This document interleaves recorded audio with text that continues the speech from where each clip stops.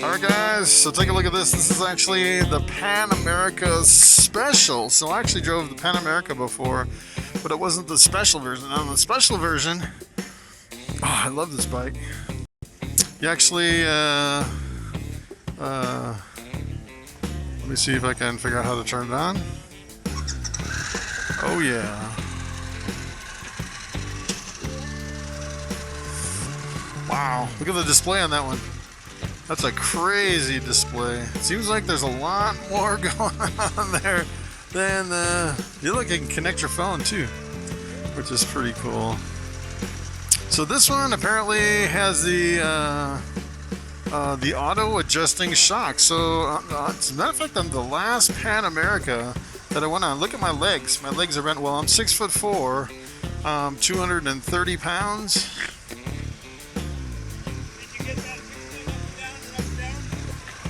There, your heel, right there. Okay. Okay, got it. Turn signals right here, left and right. Press it to cancel. Okay. This is your mode selector. There's your mode settings. All right, so this one has pegs that are way back. Completely different ergonomics than all your other Harley Davidsons. It has like, the pegs are super far back. Not quite as far back as you see like in the live wire. That thing was crazy. The pegs are really far back on that electric motorcycle with the live wire. But this has kind of a, yeah, it's a pretty wild. It's got some crazy power. So you actually started me out in rain mode, which kind of dumbs down the bike a little bit, so it'll be kind of interesting to see how it handles in rain mode. Alright, so let's see. I'm going to go over these bumps here.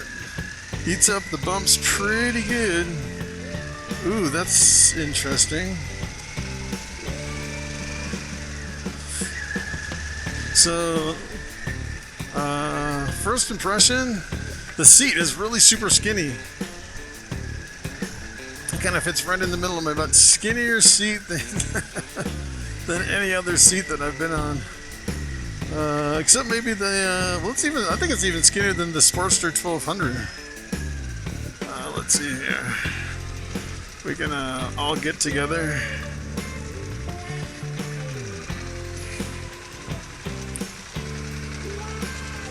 Yeah, we got quite a few people behind us. I think we've got a group of like 9 or 10. We're all doing demo days for Harley Davidson. And we need to keep up to this guy. Let's see.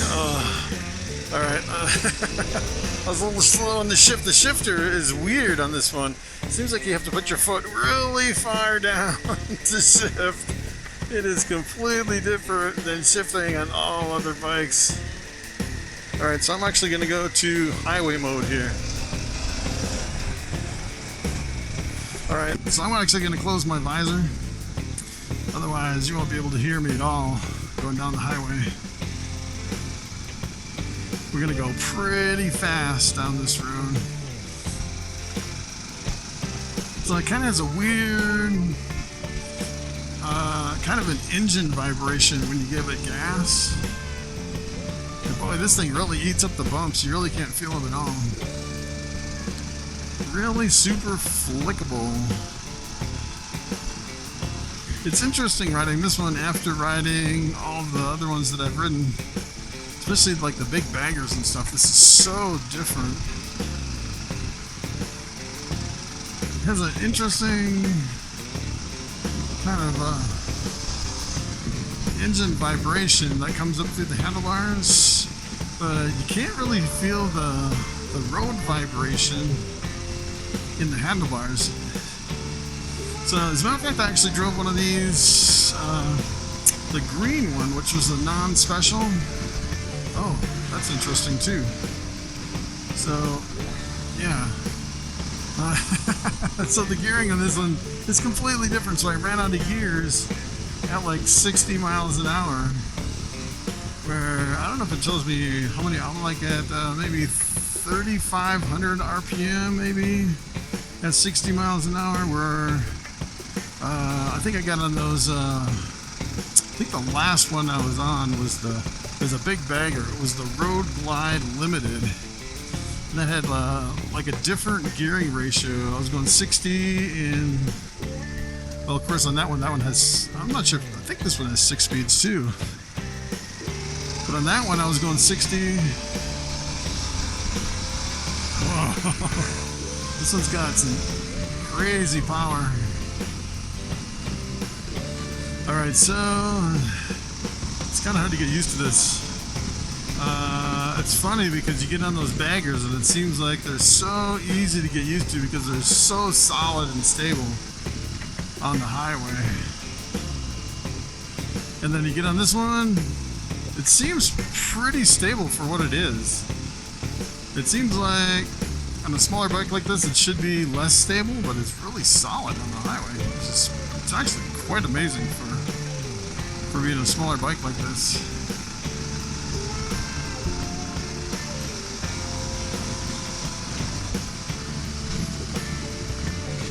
So the stance on this is where you're slightly lean forward and you put a little bit of pressure on your hands on this one. It's a completely different stance than most of your other motorcycles. So as far as the wind, I'd say it keeps the wind off you. No real buffeting that I felt as far as like bobbling your head around. So I'll see if we can all stay together. It looks like it has auto-canceling blinkers, which is nice. So he said you can actually hit the middle of the blinker thing and it turns off the blinkers. But it looks like they're auto-canceling too, which is nice. So that bump is like it's like the true test on all these different motorcycles. You can definitely feel it. So one thing I really like about this motorcycle is it actually has the hand guards right in front of your hands. So not only does it protect you from road debris, but I would imagine it would really protect you from rain if it's raining. Seems like that's like the thing that gets most uncomfortable for me. If I'm driving in the rain, my gloves get completely soaked more than anything else. Yeah, this has a completely different feel around the corners than some of your baggers. I was actually just driving some of those big old baggers. It seems like they're a lot more stable in the corners than this thing.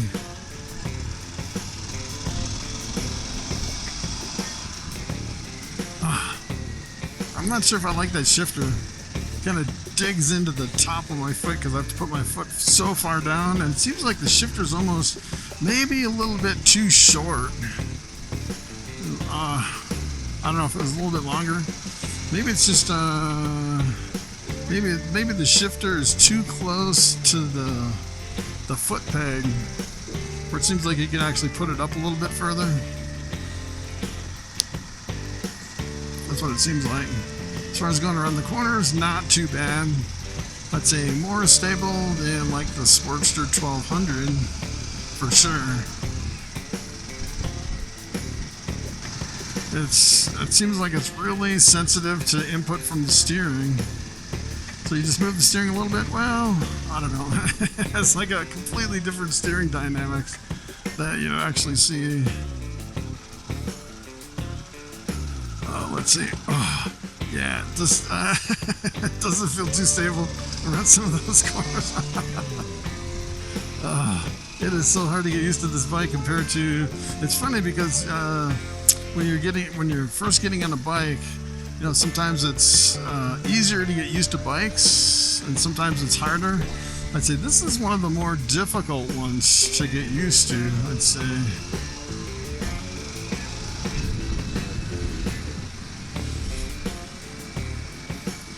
Seemed like some of the big baggers seemed like it was. As a matter of fact, I think the Limited and the Limited CVO is probably the easiest, believe it or not. Even though they're really big bikes, it seems like you just jump on them and you can get really comfortable, really fast, Versus something like this, it seems like maybe you have to drive it for like 10 minutes before you get really confident on it. It just feels like a really small, light bike.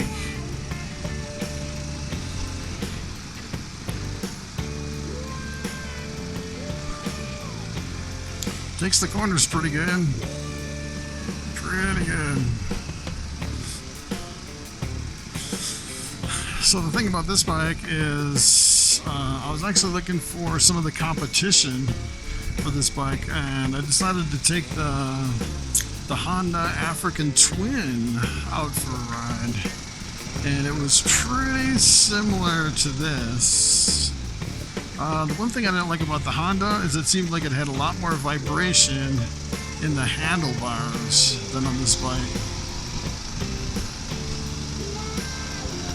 This one doesn't seem as buzzy at all in the handlebars. So when you're actually giving it gas, you feel some vibration, but when you let off, there's like no vibration at all. No like buzziness in the handlebars, which is really nice on this one. Those corners. I definitely have to get used to the corners on this bike. It seems a lot more unstable on the corners than a lot of your big baggers. I think it's because of it kind of bounces around a little bit more. I'm convinced most of your stability is coming from your suspension.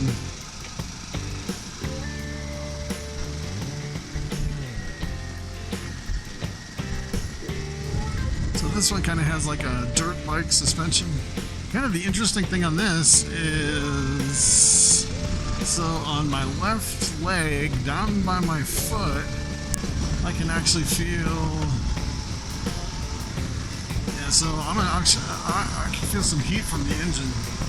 So I'm like in top gear. We're like 4,000 RPM and 68 miles an hour. So yeah, you can definitely feel some fuzziness on this one when you're going that fast. It's like you almost need one more gear, which is kind of interesting.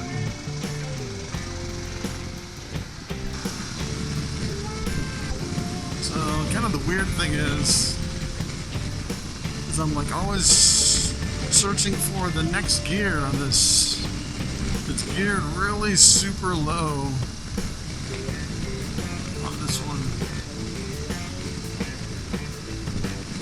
I'd say not really a good bike for cruising on the highway. Probably wouldn't go much more over like 65 on this.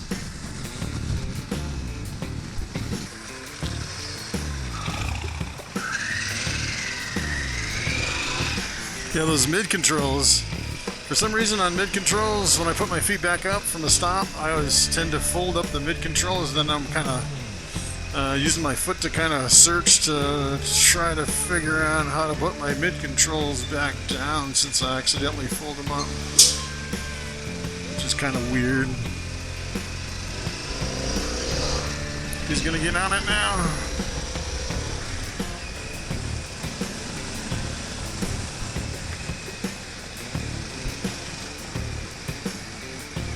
Yeah, we're cooking now.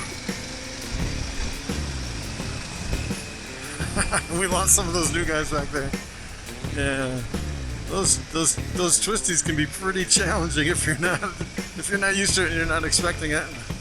Jumping on a new bike for the first time.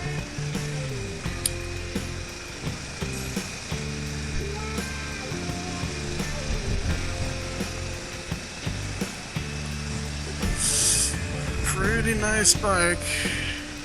And on this one, I don't know. It seems like on this one, maybe the hand grips are quite a bit thinner than you'd see on a lot of other bikes.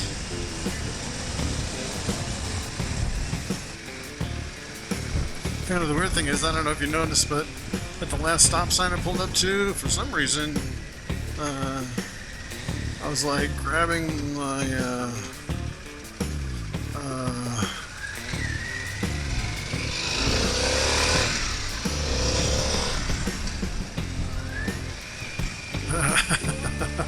yeah, pretty good acceleration, that's for sure. Jumps right up. I actually have it in highway mode too. Now we have it in sport mode. So sport mode should be a little bit more peppy. As a matter of fact, when I had that other bike for a ride, the other Pan America that was nothing special, I actually had it in sport mode.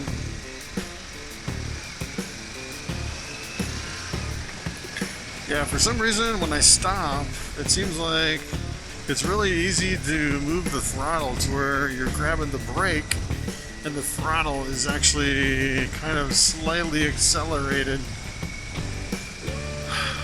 Just pretty wild. Very upright position. Super upright. Upright and forward. Your feet are quite a bit more back, I'd say, than most of your other bikes.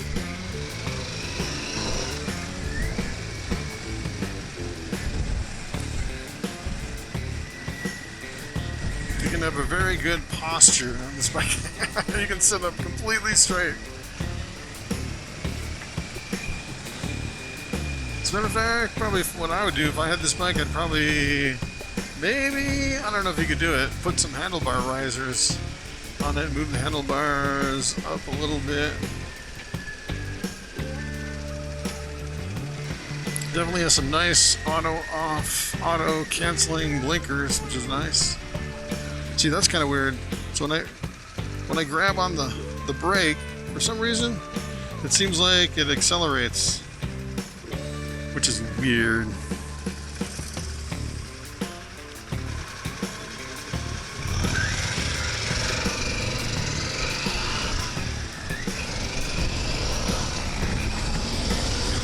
Alright, so we're really gonna get on it now.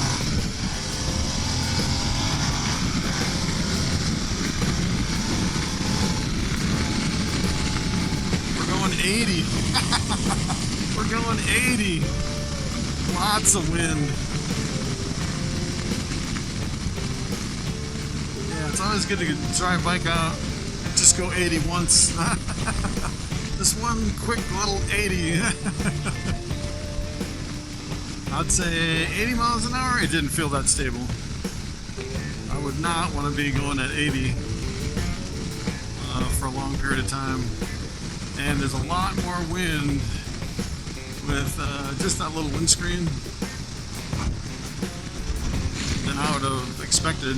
Seems like it keeps most of the wind off my chest, but it has some wind, I guess, on my helmet, but it's not really buffeting, which is nice. So I don't really feel the choppy wind or, you know, your head's in a paint can shaker. I don't feel that at all, even with all that wind. So it's pretty nice as far as managing the wind and having a lot of wind, but blocking some wind, so I don't know.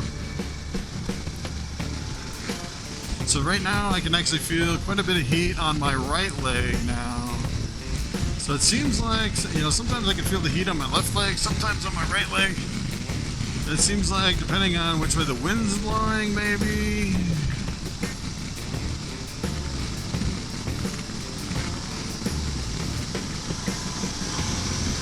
Yeah, so I'm in top gear, 4,000 RPM at 72. Yeah, which is kind of crazy.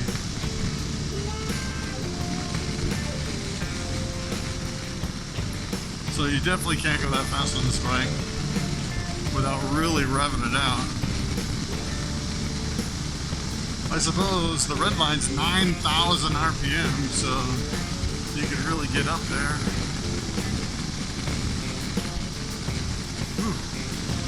Yeah, so I don't know why it just does not seem as stable as a bagger, of course, because it's not really designed to be cruising that fast.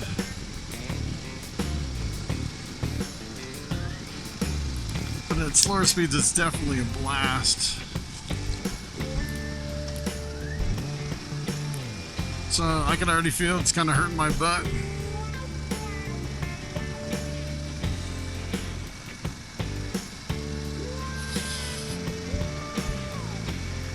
from this crazy seat. Definitely don't want to go too long on this. Of course, I've been riding motorcycles all day long. And I brought my own personal motorcycle, so when I'm done here, I'm going to have to drive an hour home on the bike.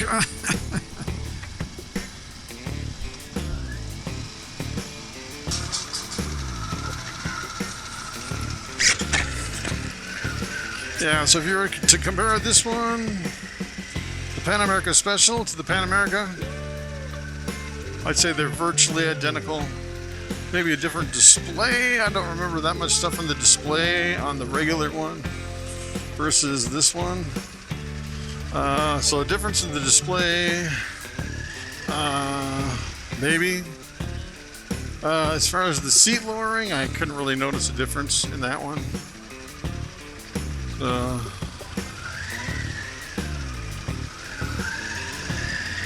But as far as drivability, they seem virtually identical. The only thing that was different between the two, when I was actually at a standstill, and it seemed like my legs were bent. As a matter of fact, every time I pulled up to a stop sign, it seemed like this was a lower bike. Alright, so let me see if I can get the kickstand down. That's kind of the weird thing on this bike, is you have this weird little kickstand.